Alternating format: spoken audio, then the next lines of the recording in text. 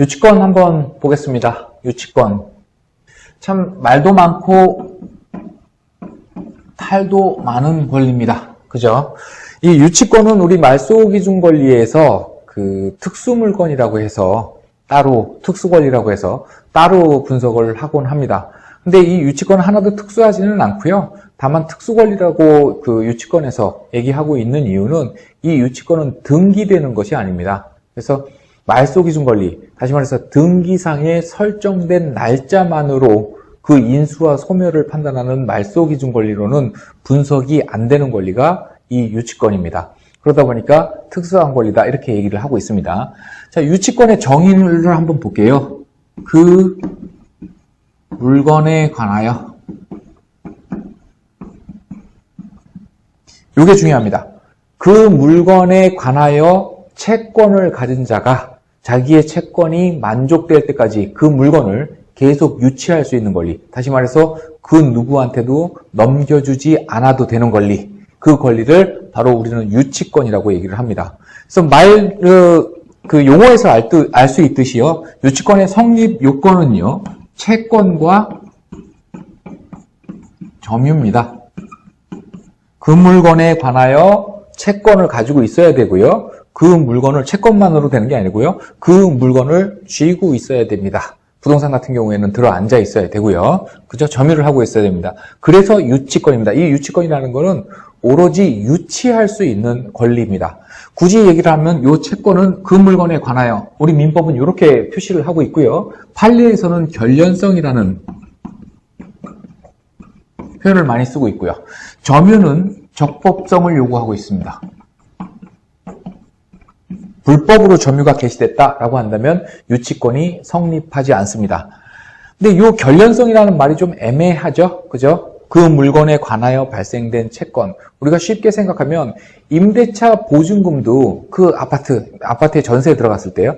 그 아파트에 관하여 발생된 채권이다라고 보기도 쉽죠? 그럴 수도 있겠죠? 그죠? 그 아파트를 임차하기 위해서 내가 지불한 보증금이니까 당연히 그 물건에 관하여 발생된 채권이다. 임대차 보증금 반환 채권이라는 것은 이렇게 생각할 수 있는데요.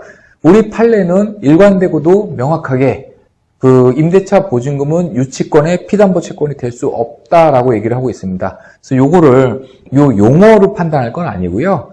크게 이제 여러 판례들을 분석을 해 보니까 그 부동산의 가치, 그 물건의 가치를 객관적으로 상승시키는 데 소요된 비용, 이것이 유치권의 피담보 채권이 될 수 있다. 이렇게 보시면 되고요. 점유는 뭐 특별한 건 없습니다. 직접 점유, 간접 점유, 대부분 이제 부동산, 건물 이런 데에 유치권을 주장하는 사람들은 이 점유를 프랜카드로 이렇게 걸어서 유치권을 주장하기도 합니다. 뭐 여러분들 유치권에 대해서는 하도 많은 책들에서 또 강의에서 다루고 있기 때문에 어렴풋이 다들은 알고는 계실 겁니다. 어느 정도는. 하나 오해하지 말아야 될 거는 뭐냐면요. 이 유치권 신고한 날짜를 유치권이 성립한 날짜로 오해하시면 안 됩니다. 그 경매 개시 결정 등기 그 이후에 유치권이 성립하게 되면 그 유치권으로는 낙찰자한테 대항을 못한다. 이게 우리 판례의 입장이거든요. 근데 유치권 신고는 경매 개시 결정이 난 다음에 밖에 들어올 수가 없습니다. 왜냐하면 경매가 진행되지 않는 상태에서 유치권은 등기하는 권리도 아니지만 신고하는 권리도 아닙니다. 요 채권과 점유만 있으면 그 자체로 성립하는 건데요. 경매가 개시되지 않았으면 신고를 법원에 해봐야 법원에서 받아주진 않습니다. 경매 개시 결정이 나고 그 다음에 이 경매로 매각되는 이 부동산에 대해서 이해관계가 있는 사람들은 법원에 신고하세요. 그때 비로소 유치권도 신고를 할 수가 있는 거기 때문에요.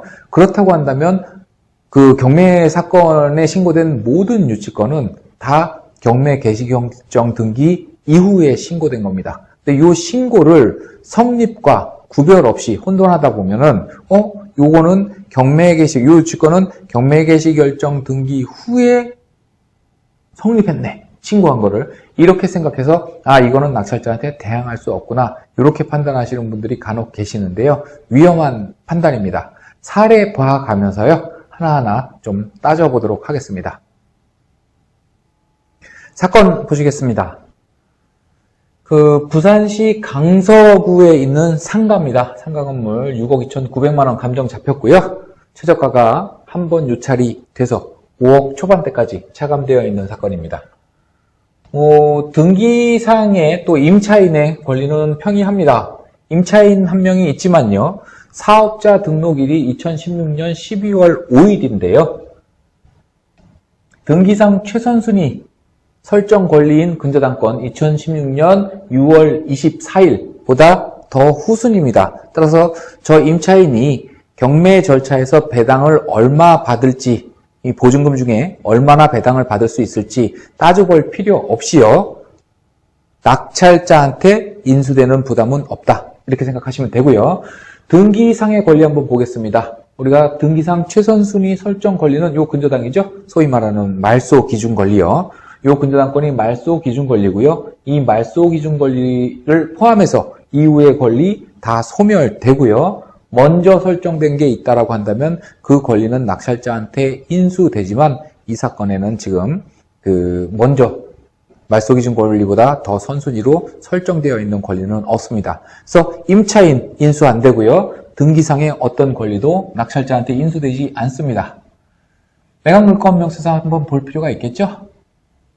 설명드린 것처럼 우리가 분석한 것처럼 최선순위 설정 권리는 근저당권이고요. 이것보다 선순위로 되어 있는 권리들은 낙찰자가 인수하는데요. 표시가 되어 있습니다. 등기된 부동산에 관한 권리 또는 가처분으로 인수되는 것 공란으로 비어져 있고요. 역시 분석한 대로 등기상의 권리는 낙찰자한테 인수되는 권리가 하나도 없는 사건입니다. 근데 이 비고난 한번 볼게요. 일괄 매각이다. 그러면 뭐 매각하는 목록이 한 개 이상인가 봅니다. 그래서 그걸 따로따로 개별 매각하지 않고 묶어서 한 번에 매각한다. 일괄 매각 사건이라는 거 표시하고 있고요. 그 다음에 일반 음식점 공실이랍니다. 지금 현재 누가 영업을 하고 있는 건 아니고요. 인테리어 공사가 진행되다가 완공이 안 된 상태로 방치된 물건인 걸로 조사됐습니다. 그 밑에 게 중요한 내용인데요. 2017년 12월 7일 날 상가 번영회로부터 유치권 신고가 되어 있는데요. 그 유치권의 내용이 뭐냐면요. 관리비 등 이렇게 되어 있습니다. 오랫동안 공실로 있으면서 관리비를 안 냈는 모양이에요. 근데 그 관리비가 워낙 면적이 있는 상가다 보니까 관리비가 2,900만 원에 달합니다. 요거에 대해서 유치권 신고가 있으나 그 성립 여부는 불분명함 이렇게 표시를 하고 있습니다. 유치권은요. 채권자나 아니면 소유자 그 사건에 그 경매 사건의 이해관계인이 별도로 유치권의 존부를 따지는 소송을 제기하지 않는 한 법원은 알아서 유치권의 성립 여부를 따지지 않습니다. 판단해 주지 않는 거죠. 왜냐하면 우리 민사라는 거는요. 사인 간의 분쟁 해결을 목적으로 하고 있고요. 분쟁 당사자 중에 누군가가 법원에 우리 이런 분쟁이 발생했으니까 해결해 주세요. 소송을 제기하는 거죠. 그죠? 그렇게 법원에 요청을 하지 않는 한 민사는 사인 간의 분쟁에 개입할 수 없습니다. 근데 유치권이 신고됐다는 사정만으로 분쟁이 발생했다고 보기도 어렵죠. 왜냐하면 공사대금을 못 받은 사람이 유치권을 행사하고 있습니다. 근데 건물주가 공사대금 못 준 거 인정하고 유치권을 인정하고 있다라고 한다면 물론 금전 채권 채무는 있지만 사인 간의 분쟁이 발생했다고 볼 여지는 없는 거고요. 설령 분쟁이 발생했다고 하더라도 유치권자 또는 채무자 중에 분쟁 당사자 중에 한 명이 법원에 그 해결을 요청한 바가 없기 때문에 법원은 알아서 판단을 해줄 수가 없고요. 그러다 보니까 그 성립 여부는 분명하지 않다라고 밖에 표시를 못하는 겁니다. 자, 그러면은요, 결국에는 점유관계도 또 따져봐야 되겠습니다만, 일단 상가 번영회니까요, 뭐 어떤 형식으로든 직접이든 간접이든 그 점유를 하고 있을 수도 있겠죠. 근데 그걸 떠나서요, 관리비라는 거는요, 이 부동산의, 이 상가의 객관적인 가치, 가격을 올리는데 투여된 금액이 아니기 때문에요. 유치권의 피담보 채권이 될 수 없다라는 게 우리 대법원의 확고하고도 일관된 입장입니다. 그러니까 요거는요. 물론 낙찰을 받고 나면 번영회 쪽하고 어느 정도 마찰이 있을 수 있고요. 또 집합 건물의 관리비니까 그 중에 공용 부분에 관한 관리비는 내가 인수하게 되는 그런 그 결과가 발생할 수는 물론 있습니다만 그거는 유치권과는 별도입니다. 그러니까 점유는 무조건 넘겨줘야 됩니다. 그리고 나서 연체 관리비는 따로 청구를 하더라도 연체 관리비를 주지 않는 한 이 부동산을 낙찰자한테 안 넘겨주겠다. 상가 번영회가 그렇게 주장할 수는 없는 겁니다. 그게 단순히 청구권이냐 아니면 유치권의 피담보 채권으로서 청구권이냐의 차이입니다. 사건 하나 봤고요. 다른 사건 하나 더 보도록 하겠습니다.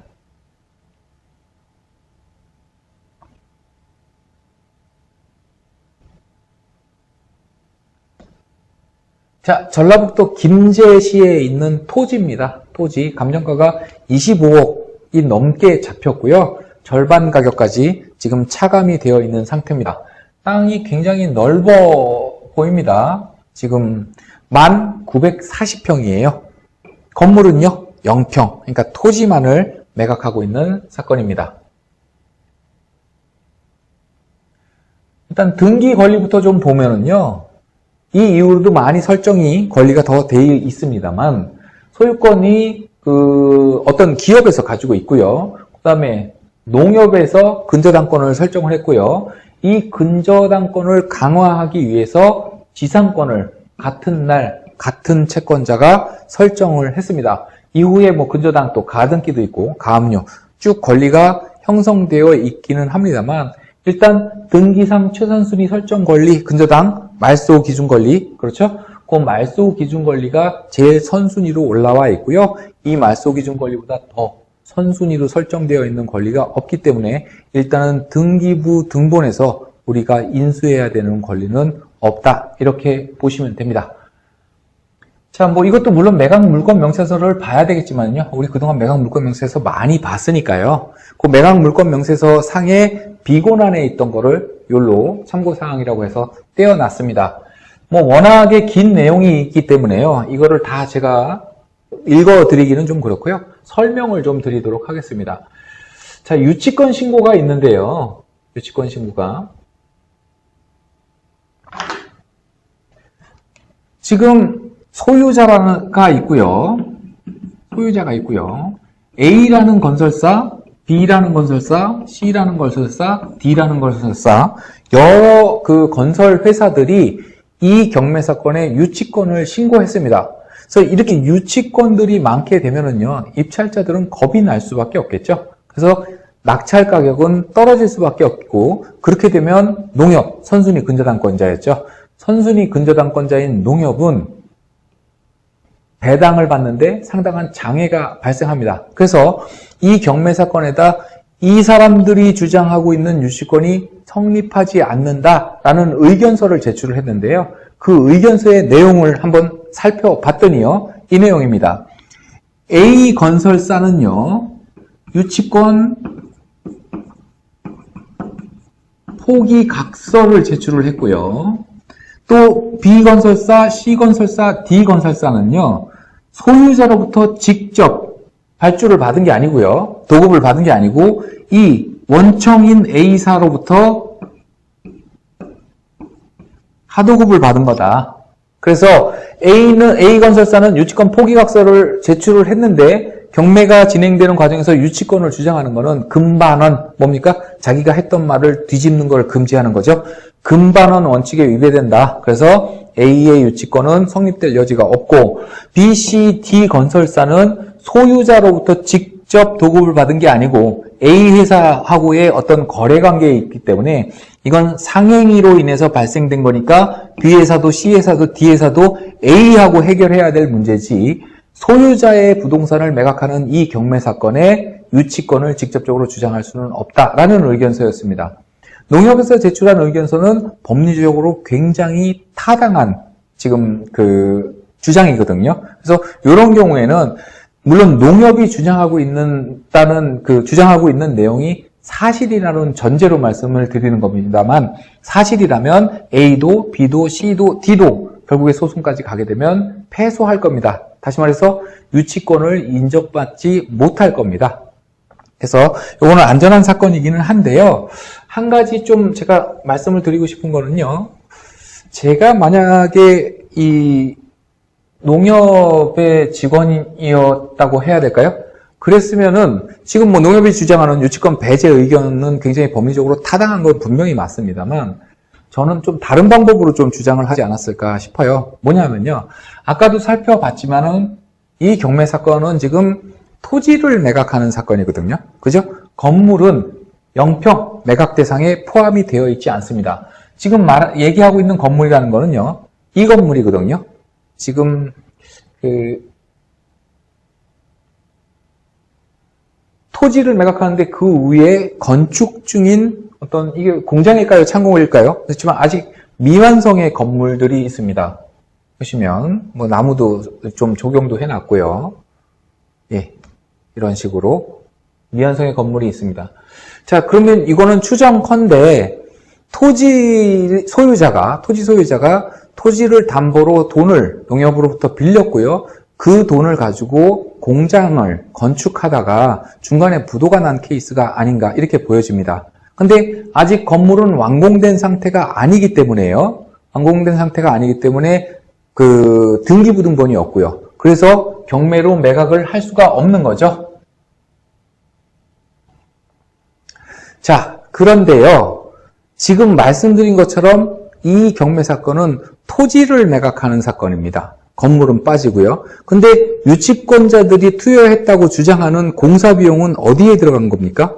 토지에 들어간 겁니까? 건물에 들어간 겁니까? 지금 건물에 들어간 거잖아요.